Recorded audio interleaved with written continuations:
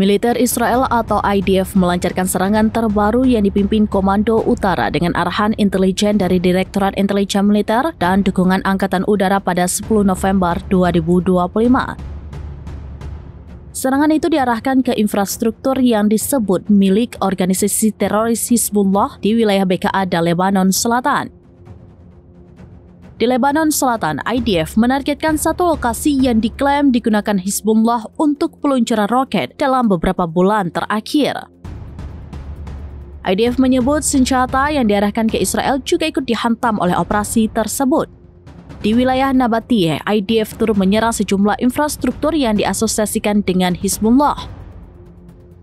Sedangkan di lembah BKA, sasaran yang dipukul disebut sebagai lokasi produksi dan penyimpanan senjata strategis. IDF menilai Hizbullah terus berupaya memulihkan aset dan jaringan mereka di berbagai wilayah Lebanon. Keberadaan fasilitas dan aktivitas Hizbullah di area tersebut disebut sebagai pelanggaran terhadap kesepakatan antara Israel dan Lebanon. IDF menegaskan akan tetap bertindak untuk menetralisasi ancaman dan melindungi Israel.